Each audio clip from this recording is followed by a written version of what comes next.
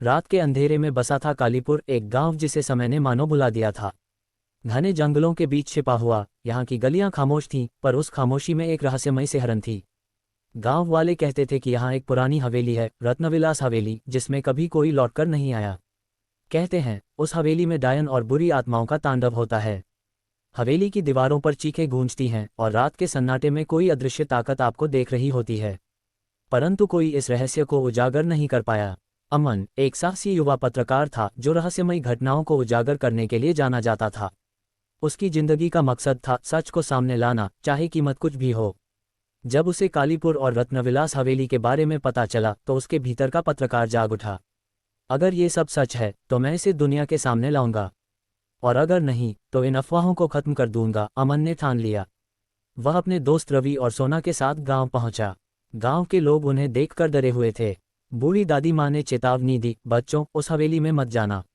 वहां केवल मौत नहीं, उससे भी भयानक चीजें हैं। पर अमन के हौसले को डर नहीं रोक सकता था। अंधेरा गहराने लगा। अमन, रवि और सोना टॉर्च और कैमरे लेकर हवेली पहुंचे। हवेली जर्जर थी, दीवारों पर जाले, टूटी खिड़कियां और हर कोने से आती रहस्यमयी फुसफुसाहट। जैसे ही उन्होंने अंदर कदम रखा, दरवाजा खुद ब खुद बंद हो गया। ठंडी हवा में एक अजीब सी गंध थी, कुछ सड़ा गला, कुछ परलोक से आया हुआ। ये सब हवा का दबाव होगा, अमन ने हंसने की कोशिश की। पर रवि और सोना के चेहरों पर डर साफ झलक रहा था।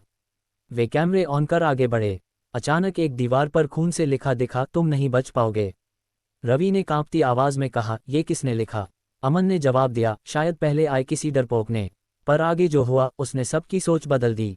हवेली के भीतर एक बड़ा हॉल था जिसमें एक पुरानी झूमर लटक रही थी। जैसे ही उन्होंने हॉल पार किया, झूमर अचानक गिर पड़ा, जिससे जोरदार आवाज गूंजी। रात के सन्नाटे में एक औरत की चीख सुनाई दी, तेज, कर्कश और दिल दहला देने वाली।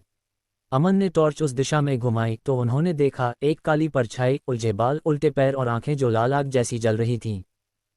डायन! सोना चीखी और कैमरा गिरा दिया। डायन उनकी तरफ बढ़ी, हवा में तैरती हुई। उनके चारों ओर बुरी आत्माओं का तांडव शुरू हो गया। दीवारों से अजीब आकृतियां निकलने लगी, फर्श से हाथ उभरने लगे और हवेली गूंज उठी मंत्रों और अभिशापों की आवाज़ों से। अमन ने हिम्मत दिखाई, लेकिन डर उसके अंदर भी घर कर चुका था। जैसे जैसे वे भागते हुए हवेली के तहखाने में पहुंचे, वहां एक पुरानी किताब मिली। उसमें लिखा था, रत्नमला, एक निर्दोष आत्मा का अभिशाप। किताब के पन्नों ने सच को उजागर किया। रत्नमला एक सुंदर युवती थी जिसे गांव के लालची जमींदार ने काली विद्या में बलि देने के लिए चुना था। लेकिन मरने से पहले उसने कसम खाई, मैं लौटूंगी। इस हवेली को मेरे खून से रंगने वालों को चैन नहीं लेने दूंगी। उसकी आत्मा बुरी ताकतों से जुड़ गई और वह डायन बन गई।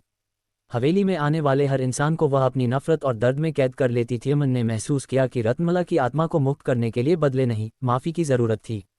पर सवाल था, कैसे? अमन ने किताब में छुपे एक मंत्र को पढ़ा जो कहता था, शुद्ध हृदय से निकली प्रार्थना ही बुरी आत्माओं को शांत कर सकती है।